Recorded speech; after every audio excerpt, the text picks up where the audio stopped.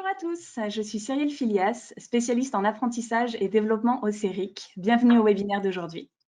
Aujourd'hui est notre deuxième webinaire avec Michel Turcotte sur l'accompagnement à distance, comment guider les professionnels en développement de carrière sur la pratique en ligne. Pour ceux qui étaient déjà avec nous la semaine dernière, ravis de vous voir à nouveau parmi nous et bienvenue à ceux qui nous rejoignent aujourd'hui pour la première fois. Le webinaire d'aujourd'hui est un peu différent des autres puisqu'il s'agit d'un suivi de 30 minutes afin de répondre à certaines questions de la semaine dernière, mais aussi de prendre le temps de répondre à celles que vous avez aujourd'hui, après avoir participé à notre dernier webinaire et peut-être après avoir mis en place de nouvelles procédures dans votre travail. Donc avant de commencer, laissez-moi juste vous rappeler rapidement quelques points de logistique. Veuillez utiliser la section questions de chat si vous voyez, que vous voyez à votre écran pour poser vos questions à Michel Turcotte. Et nous aurons une session de questions-réponses avec Michel juste après qu'il réponde aux questions de la semaine dernière. Et aussi, sachez qu'une copie de la présentation vous sera envoyée dans l'après-midi avec l'enregistrement du webinaire. Enfin, à la fin de ce webinaire, vous aurez une courte enquête pour nous partager vos ressentis et vos futurs besoins d'apprentissage. Alors, merci à ceux qui ont déjà pris le temps d'y répondre la semaine dernière et merci à ceux qui le feront aujourd'hui. Mais pour le moment, n'attendons pas plus longtemps pour donner la parole à Michel et commencer à recevoir vos questions. C'est à vous, Michel. Merci, Cyril. Bon, bienvenue tout le monde. Bienvenue pour la deuxième partie du webinaire qu'on a commencé la semaine dernière. La semaine dernière, on était pas mal tous en confinement. On voit, en tout cas au Canada, on commence à déconfiner un peu. Il y a des régions qui commencent à déconfiner. Et peut-être que déjà, on pense justement réouvrir dans certaines de vos organisations. Peut-être que vous avez eu l'occasion, justement, durant la semaine ou peut-être auparavant, même avant d'avoir assisté au webinaire la semaine dernière, à expérimenter la pratique en ligne. Je vous rappelle, et j'aime ça le rappeler parce que j'ai eu des conversations avec des gens cette semaine. Souvent, on voit, il y a comme on met une gradation en termes de c'est quoi une intervention, la meilleure intervention à distance, avec quelle modalité qu'on doit la faire. Et souvent, on met la vidéoconférence comme le suprême en termes de modalité à distance. Et c'est pas nécessairement le cas. Ça va dépendre de la situation, ça va dépendre du client, ça va dépendre de la préférence du client, du contexte. Donc, je vous encourage justement à expérimenter différentes modalités, que ce soit par courriel, par téléphone, par vidéoconférence ou ou en présentiel quand vous allez revenir là, en présentiel. Mais regardez à l'esprit que c'est pas nécessairement un qui est meilleur que l'autre, c'est plus compte tenu de la situation, qu'est-ce qui est mieux pour le client, puis aussi qu'est-ce qui est mieux pour moi dans une situation donnée. Donc, gardez ça en tête. Donc, aujourd'hui, ce que je vais regarder, les questions, je vais partir le suivi du webinaire à partir des questions qui ont été posées cette semaine. Je vais essayer de les résumer en 6-7 grandes questions. Et puis ensuite, on prendra vos questions là, qui ont pu surgir durant la semaine. Beaucoup de questions autour des plateformes de vidéoconférence. Bon, est-ce que je dois choisir telle plateforme versus d'autres plateformes, des choses comme ça. Je suis pas un expert en plateforme, donc j'ai déjà utilisé plusieurs plateformes. À l'occasion, j'en ai abandonné, j'en ai essayé une autre. Je ne suis pas au fait de toutes les plateformes, je ne peux pas réellement vous répondre par rapport à des plateformes particulières. Je peux vous donner les grandes lignes, par contre. Donc, au départ, et déjà au départ, je vous dirais que la semaine dernière, je faisais la distinction entre des plateformes de vidéoconférence pour la téléconsultation versus celles qui ont été créées pour les réunions ou la communication. Je l'attire toujours, comme j'ai attiré l'attention la semaine dernière là-dessus, je l'attire encore cette semaine. Quand une plateforme est vraiment conçue pour la téléconsultation, c'est qu'elle a été réfléchie avec des professionnels dans le domaine, que ce soit en psychologie, en orientation, en développement de carrière, en travail social, en médecine. Donc, elle a été réfléchie avec des praticiens pour voir quels sont leurs besoins et puis surtout leurs préoccupations par rapport à la confidentialité de la protection des renseignements qui est assurée par ces plateformes-là. D'emblée, si vous me demandez qu'est-ce que je recommanderais, je m'en irais plus vers des plateformes de téléconsultation qui ont été conçues pour ça. La semaine dernière, je mentionnais, il y a des Québécoises qui ont été développées au Québec, comme ClickPro, React, qui ont été spécifiquement conçus pour ça. Au niveau des plateformes de formation et de communication, il y a une autre plateforme qui est québécoise qui est VIA. Et vous avez les autres qui sont les plus couramment entendus, vous les entendez plus souvent comme Zoom. Zoom est assez populaire de ce temps-ci. Webex, Adobe Connect, Hangout ou Team de Microsoft qui est anciennement Skype Entreprise. Donc, vous avez plusieurs intervenants qui sont allés dans ces plateformes-là. Est-ce qu'il y en a qui sont gratuits? Il y en a là-dedans qui sont gratuites. C'est souvent, beaucoup des plateformes vont offrir différents niveaux d'abonnement. L'abonnement gratuit, ça vous donne certains services, là. Mais plus vous avancez dans le niveau d'abonnement, plus il y a de services. Comme par exemple Zoom, il y a une version gratuite, il y a une version pro, mais il y a une version aussi santé, donc qui est encore plus proche des certifications en termes de protection des renseignements. Quand on regarde, je vais revenir aux critères de sécurité. Bon, si vous allez voir une plateforme, vous le regardez, vous vous informez sur une plateforme donnée, regardez si on fait une mention, c'est certifié LPRDE pour le Québec, la loi sur la protection des renseignements personnels, et ou PIPEDA, c'est Canada. Déjà, si ça vous indique que cette plateforme-là, il y avait une préoccupation de s'assurer que ça soit rencontre ces normes-là, déjà, ça dénote un standard en termes de qualité pour la protection des renseignements. S'il ne l'indique pas sur la plateforme, vous pouvez aussi écrire, aller sur vous pouvez aussi écrire au fournisseur. Ce que je vous dis dans le fond, c'est allez voir sur le site web du fournisseur que vous cherchez, mettons, vous déterminez une plateforme, mettons Zoom ou Team ou Clip Pro, etc. Allez voir sur la plateforme, allez voir sur le site web, qu'est-ce qu'ils disent par rapport à la confidentialité. S'ils vous disent rien ou peu d'informations, écrivez-la. Ou si vous travaillez pour une organisation comme la majorité d'entre vous semblent travailler, que ce soit un collège, une université, une école ou même un organisme en développement de l'employabilité, souvent il va y avoir un service technique, il va y avoir quelqu'un qui va être expert au niveau des technologies qui va vous aider. Vous pouvez faire appel à eux ou elles pour justement qu'eux autres communiquent avec ces fournisseurs-là pour voir, ils posent les bonnes questions. Parce que des fois, ça peut être technique, puis on n'aura pas nécessairement le vocabulaire approprié pour avoir cette conversation-là. Mais déjà, on va essayer d'aller chercher de l'information sur trois morceaux, trois types d'informations. La première, c'est l'hébergement. Bon, comme je disais la semaine passée, c'est mieux si les données, même si la plateforme est étrangère, si les données vont être, s'il y a des données recueillies, ça va être au Canada.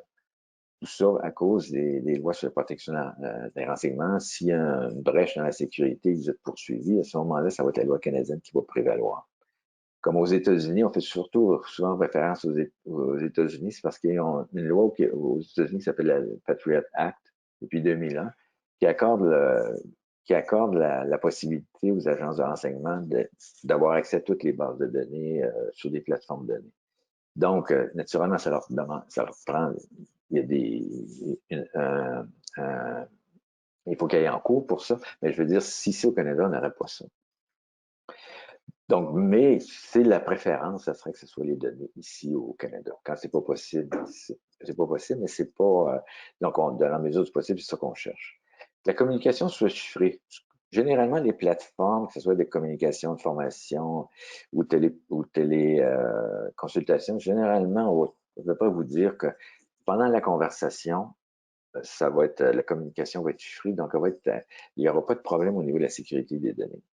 C'est plus de vérifier quel genre de données restent sur la plateforme. Par exemple, pour ça que si vous avez juste une adresse de la salle de conférence que vous avez pour votre abonnement, c'est pas beaucoup d'informations, c'est votre information qui va être sur le serveur.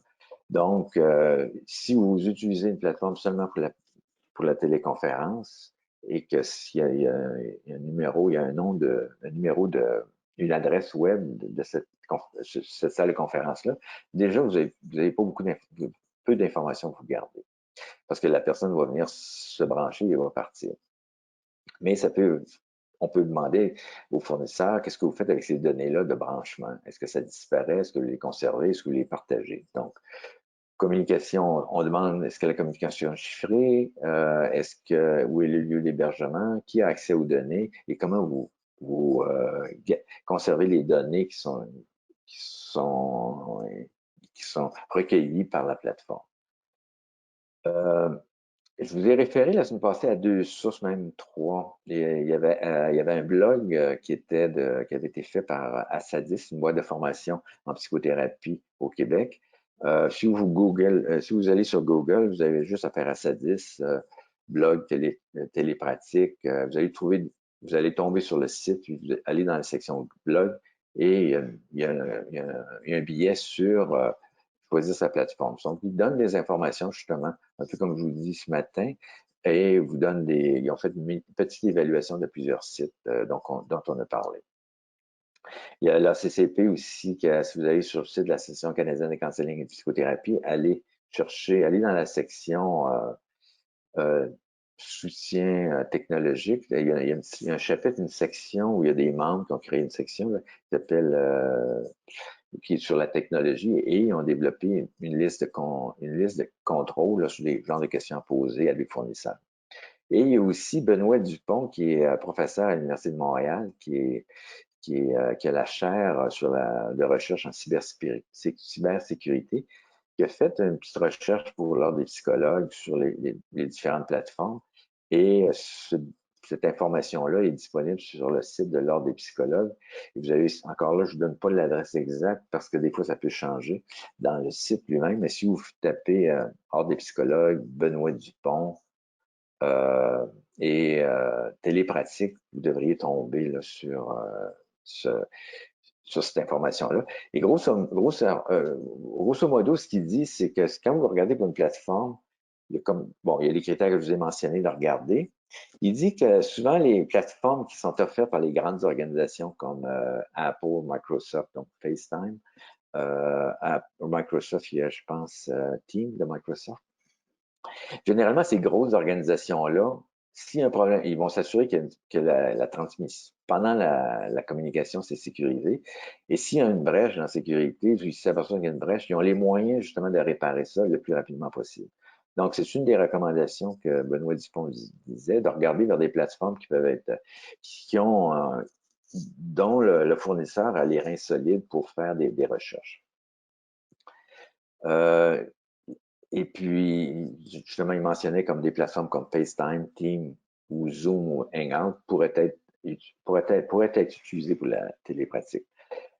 Évitez Messenger de Facebook, principalement pour leur modèle d'affaires. Je veux dire que les autres sont là pour partager de l'information le plus possible. Ils vont éviter ce genre de plateforme-là. Donc ça touche un peu le volet des plateformes et vidéoconférences. Peut-être qu'il y en a qui vont venir là-dessus tantôt, mais c'est un peu, je vous attire votre attention, c'est vraiment de regarder les critères, les 3 questions dont je viens de parler, de vous tourner vers votre équipe technique pour faire cette recherche-là et vous suggérer une plateforme. Comme cette semaine, il y a quelqu'un qui a communiqué avec moi justement par rapport à une plateforme et par la suite, elle a communiqué justement avec son équipe technique pour que cette équipe-là fasse cette recherche-là. Il y avait des questions par rapport à la passation des tests.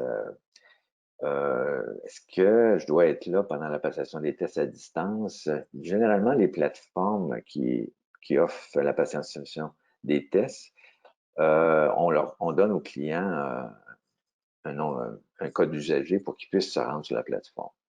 Je fais ici une distinction entre est-ce que j'utilise un test ou je fais passer un test à mon client pour des raisons d'évaluation ou je fais passer ça pour des raisons d'exploration, d'orientation, plus d'orientation. En termes d'évaluation, là, je suis plus prudent dans le sens que je veux m'assurer que la personne est tout seule, tout ça.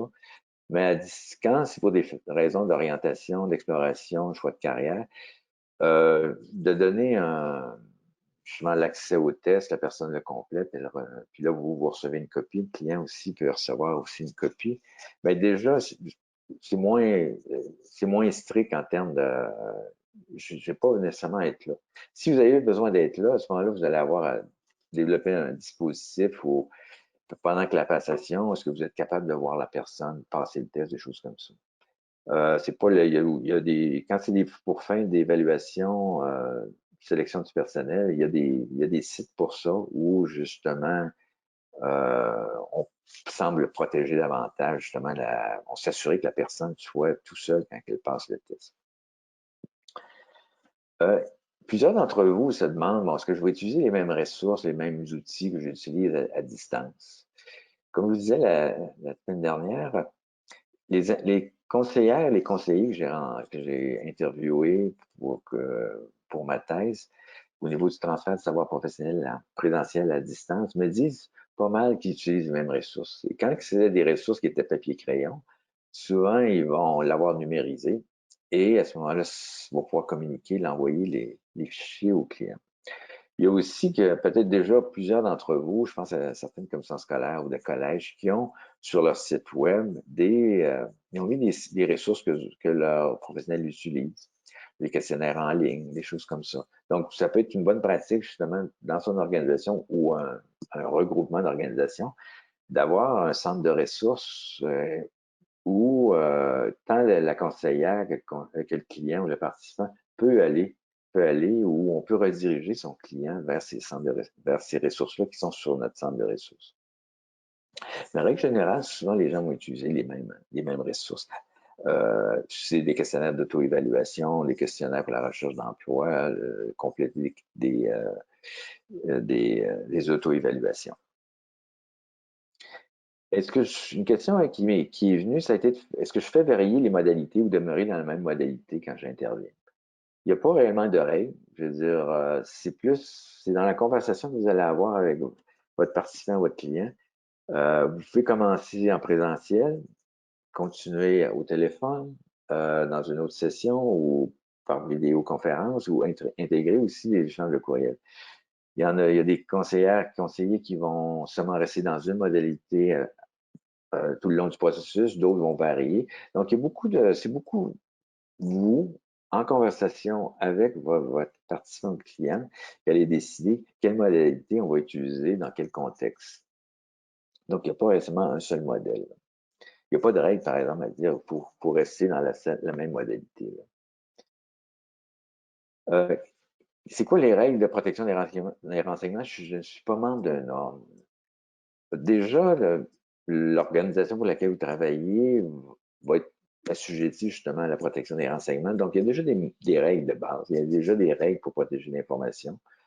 Justement, le fait qu'on utilise les technologies, ça peut justement faire réfléchir, puis qu'on réfléchisse justement à la question des protections des renseignements personnels.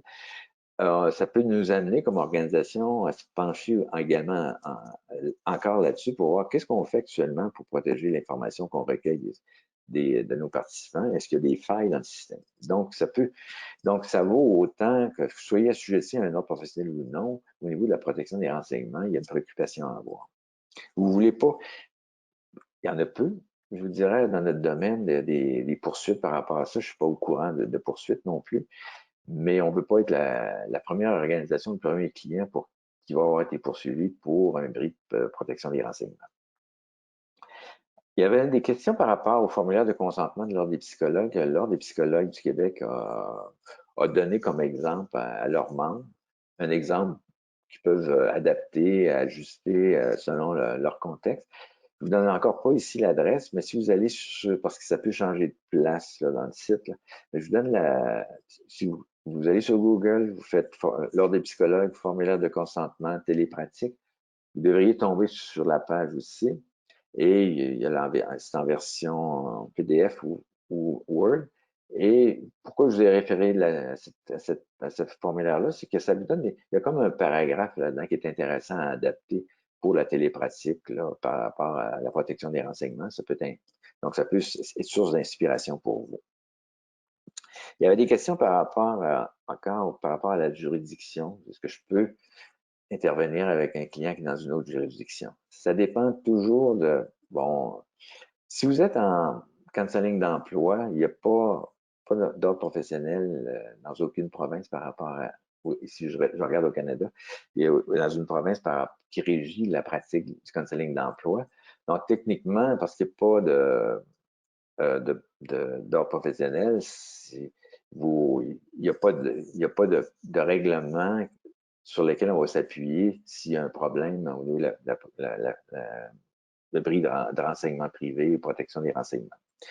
Donc, si par exemple, vous êtes au Québec, vous faites du counseling d'emploi avec quelqu'un en Ontario, et il y a un problème, la personne, généralement au Canada, excepté au Québec, généralement, on assume que s'il y a un problème au niveau de l'intervention, ça va être la loi de la province ou de l'État où réside le client qui va prévaloir. Donc, si vous êtes au Québec et votre client est en Ontario, la personne pourrait se plaindre en Ontario, porter plainte en Ontario, et ce sera les lois ontariennes qui prévaleraient.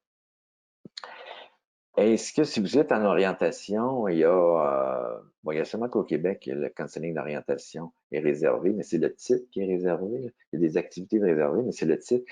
Donc, si vous êtes d'une autre province, et vous avez que le Québec et vous avez un client québécois ou un participant québécois, si vous vous affichez comme conseillère d'orientation, conseiller d'orientation, vous devez être membre de l'ordre des conseillers et conseillères d'orientation. En psychothérapie, étant donné qu'il y a 5 provinces qui ont réglementé la psychothérapie, si votre client, c'est l'Ontario, le Québec, le Nouveau-Brunswick, Nouvelle-Écosse, c'est l'Alberta. Si vous êtes au Québec et votre client est en Alberta, en théorie, vous devriez approcher l'ordre de la psychothérapie en Alberta pour vérifier si vous pouvez continuer de suivi avec, si vous pouvez prendre des clients de cette province-là. Normalement, je ne penserais pas que ce soit possible. Par contre, est-ce que vous pouvez suivre votre client? Vous êtes conseillère d'orientation, votre client s'en va aux États-Unis pendant quelques temps, mais si vous avez déjà commencé votre intervention, on va considérer ça comme vous faites un suivi. Il y avait une question, si par exemple, j'ai un client québécois, une cliente québécoise qui est dans un autre pays, est-ce que je peux faire du télécounseling à distance? Si c'est dans un cas de suivi, bien, vous pouvez le faire, mais si par contre c'est un nouveau client, à ce moment-là, c'est le lieu de résidence qui prévaut. C'est-à-dire, si la Québécoise réside ou le Québécois réside dans une autre province ou un État américain et sa résidence principale est là-bas, à ce moment-là, on va considérer que la personne est à l'extérieur et pas québécoise dans ce contexte-ci. On avait une question, est-ce qu'on charge les rendez-vous manqués s'il y a un problème technique? Encore là, c'est des choses à mettre dans votre formulaire de consentement et le formulaire votre fiche d'information que vous mettez à la disposition des clients. Qu'est-ce que vous faites avec les rendez-vous manqués et s'il y a des problèmes techniques? Est-ce que vous chargez pour ça? Est-ce qu'il y a un tarif spécial pour ça? Si c'est votre faute, est-ce que vous chargez si le problème technique vient de la personne? Encore là, c'est à vous à décider avec la clientèle, mais c'est certain que si vous êtes dans votre premier entretien, ça se peut qu'il y ait des problèmes techniques et qu'il faut essayer de régler. Mais c'est quelque chose à spécifier. Qu'est-ce que vous voulez faire? Qu'est-ce que vous faites dans ces cas-là? L'idée, c'est de ne pas avoir d'ambiguïté s'il arrive un problème. Donc, ça revient à vous à mettre ça dans le formulaire de consentement et sur votre fiche d'information. Il y avait aussi des questions, je ne sais pas si vous en êtes rendu, ceux et celles qui ont pratiqué. Il y a deux éléments qu'on commence à voir émerger, observer par rapport, justement, le confinement a forcé un peu tout le monde à faire de la télépratique dans notre domaine ou en faire plus. Et il y a le phénomène de fatigue. On observe qu'il y a comme un phénomène de fatigue de la part des intervenantes, des intervenants. Et c'est souvent dû au niveau de concentration qui est plus élevé. Quand vous êtes au téléphone ou que vous êtes en vidéoconférence, que ça amène un niveau, ça vous demande d'être un peu plus concentré dans l'intervention parce que vous avez moins accès à moins d'informations que si vous l'aviez la personne dans votre dans votre salle de votre bureau privé. Donc, ça se peut que vous ressentiez cette fatigue-là, que cette concentration-là plus élevée. Et l'idée, c'est justement de diminuer peut-être le nombre d'interventions, de prendre plus de repos entre les interventions que vous faites, parce que ça peut amener ce genre de fatigue. Donc, on est rendu je suis rendu à vous. Si vous avez des questions, donc je vais me tourner vers Cyrielle pour ça. Merci Michel, merci d'avoir adressé toutes ces questions de la semaine dernière. Je suis persuadée que tout le monde a apprécié. Et puis, on va commencer par répondre aux questions qu'on a reçues, quelques questions qu'on a reçues aujourd'hui. Donc, Luc nous demande: Bonjour, je travaille dans un Carrefour Jeunesse Emploi et je suis présentement en télétravail à la maison. Une fois de retour dans nos bureaux, par où commencer pour implanter ce nouvel outil qu'est le télétravail? Qu'est-ce que l'employeur doit prendre comme mesure pour assurer la confidentialité en télétravail? Que peut-il demander ou bien fournir à ses employés? Exemple, bureau fermé, écouteurs. Je me demande la notion de confidentialité quand on est en famille à la maison. Comment gère-t-on? OK. Beaucoup de questions. On y a touché un petit peu tout à l'heure, mais je dirais, bon, donc, cette personne, Luc travaille dans une organisation. Donc, il y a déjà un ensemble de services qui est offert en présentiel, tout ça. Justement, le contexte fait en sorte peut-être on peut repenser un peu à sa pratique, à l'offre de services qu'on fait à la clientèle. De le travailler peut-être en équipe, justement, et de voir l'ensemble des services qu'on offre, les services qu'on offre en présentiel, mais et quels sont les services qui peuvent aussi s'offrir à distance. Bon, si je prends des entrevues en orientation, en recherche d'emploi, des choses comme ça peut s'offrir à distance. Mais de repenser justement la modalité, quand la personne prend contact avec nous à l'organisation, est-ce qu'on leur offre différentes modalités ou on continue à leur offrir, vous venez ici en personne? Est-ce qu'on est prêt à ouvrir puis dire, peut-être leur offrir plusieurs modalités, quitte à ce qu'ils changent de modalité en cours de route, mais est-ce qu'on est prêt à offrir ce choix-là? Au niveau des plateformes, je reviendrai à ce que j'ai dit tantôt. Si un service, s'il y a une personne attitrée à la technologie dans l'organisation, ça serait de la mettre en charge justement de faire les démarches pour poser des questions par rapport à la sécurité des données, la protection des renseignements, pour choisir une plateforme. Des fois, ça peut, des fournisseurs qui peuvent être approchés, puis vous avez un essai pendant un certain temps. Il y en a qui ont des abonnements gratuits là, pour certains fournisseurs. Des essayer. Si vous êtes deux, trois qui vont faire de l'intervention à distance, vous pouvez en essayer deux, trois plateformes et voir lesquelles vous aimez ou celles que vous aimez moins. C'est important d'être à l'aise avec la plateforme que vous utilisez. Il y en a qui sont, comme là, je n'avais essayé une aujourd'hui, puis là, ça a été un peu plus compliqué parce que j'ai pas aimé ça. Tandis qu'il y en a d'autres, ça a été très facile à utiliser. Donc, c'est déjà là parce que vous allez être la personne qui va aider, justement, à dépanner la personne aux besoins. Ce serait important que vous le faites. C'est important d'avoir, si vous faites de la téléconférence, que vous gardiez, vous soyez dans un endroit propice pour ça. Si vous revenez au bureau, vous pouvez le faire à partir de votre bureau. Mais si vous êtes à la maison, c'est certain que vous devez vous trouver un lieu dans la maison qui va permettre justement d'assurer la confidentialité dans vos propos. Utiliser des casques d'écoute, déjà ça aide, mais que vous soyez tranquille. Des fois, c'est pas possible. On va être dans une pièce, puis on va entendre le bruit de l'autre côté, ou de l'autre côté de la porte, les gens peuvent entendre le bruit. On peut se mettre un peu de musique comme bruit de fond.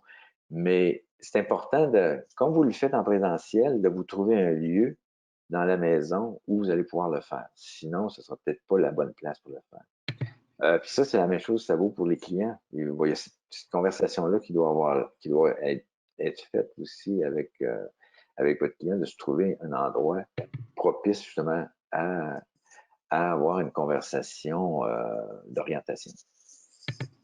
Merci Oui, Michel. Merci.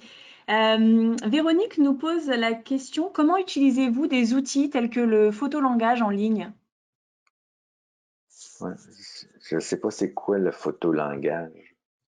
Je ne sais pas. D'accord. Bon, on peut demander à Véronique peut-être de spécifier ça. En attendant, on peut prendre encore peut-être deux petites questions. Laissez-moi voir. Alors, il y a Michel qui nous demande, pour le consentement, existe-t-il des applications fiables pour des signatures électroniques? Quelle est la fiabilité de ces applications?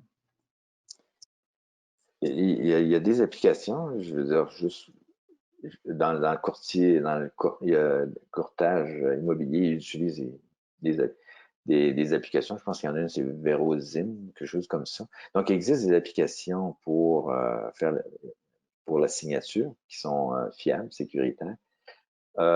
Mais comme je disais la semaine passée, dans la mesure du possible, on va essayer d'avoir la signature sur le formulaire de consentement avec les clients. Mais les autres professionnels, ce qu'ils demandent, c'est d'avoir cette conversation-là sur le formulaire de consentement. Le formulaire de consentement, grosso modo, c'est on va travailler ensemble, voici nos objectifs, comment on va s'y prendre, voici dans quelles conditions on va travailler. Et êtes-vous d'accord avec ça? L'idée, le principe, c'est d'obtenir l'accord de la personne qu'elle vous donne verbalement et que vous le consignez à votre dossier. Idéalement, c'est qu'elle puisse numériser le formulaire de consentement et vous l'envoyer. Mais si c'est pas possible, le fait de pas avoir de signature, c'est approprié aussi. Le principe, c'est vraiment d'avoir cette conversation-là et que le client vous a indiqué, oui, j'accepte d'avoir les services. Merci Michel. On va rapidement prendre une dernière question. C'est Eric qui nous demande, et peut-être que vous avez déjà un petit peu donné des bribes d'informations avant.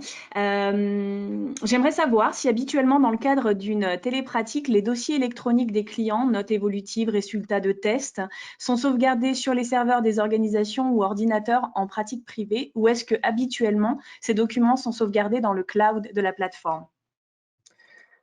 Habituellement, je pense qu'ils sont sauvegardés sur l'ordinateur du professionnel. Je pense qu'on accepte maintenant aussi de le mettre, que ce soit aussi dans le cloud. Encore là, si vous choisissez un cloud, ça peut être important de choisir un cloud dont les données vont résider vont être conservées au Canada. Mais règle générale, je crois que c'est sur l'ordinateur. Eh ben, très bien, merci Michel. C'était la dernière question pour aujourd'hui. Merci à tous pour vos nombreuses questions et puis pour votre participation active tout au long de notre mini-série de webinaires. Michel, je vous remercie encore d'avoir été avec nous pour ces 2 sessions. Je suis sûre que nos participants seront d'accord avec moi pour dire que ça a été fort intéressant d'ouvrir la conversation sur notre pratique en ligne, sur les meilleures pratiques, les plateformes, puis aussi sur les points de vigilance à garder en tête. Alors, merci à nouveau pour votre participation. Merci Cyrielle, mais bonne chance à tout le monde. Merci. Au revoir. Merci Michel. Et puis avant de nous quitter, et pour ceux qui n'étaient pas avec nous la semaine dernière, j'aimerais juste vous partager 2 webinaires gratuits qui sont programmés demain et ce vendredi. Alors ce mercredi 13 mai, nous allons discuter des options d'apprentissage par l'expérience réalisable à distance avec Lorraine Godin et Caroline Osler. Et ce vendredi 15 mai, nous discuterons de l'idée d'une année sabbatique pour les étudiants avec Michel Dittmer. Enfin, vous pouvez toujours accéder gratuitement sur notre site internet aux 2 webinaires passés, dont ceux réalisés dernièrement avec Louis Cornoyer et Simon Vivier sur leur théorie de carrière. Donc, rendez-vous directement sur notre site web à ceric.ca/webinaires pour plus d'informations. Mais pour le moment, n'oubliez pas de prendre quelques minutes pour partager vos commentaires et vos besoins d'apprentissage avec nous. Et laissez-moi maintenant clôturer en vous remerciant de nouveau, Michel, pour vous être associé avec le CERIC. Et puis, merci à tous pour votre participation. Passez une excellente journée et rendez-vous à un prochain webinaire. Merci.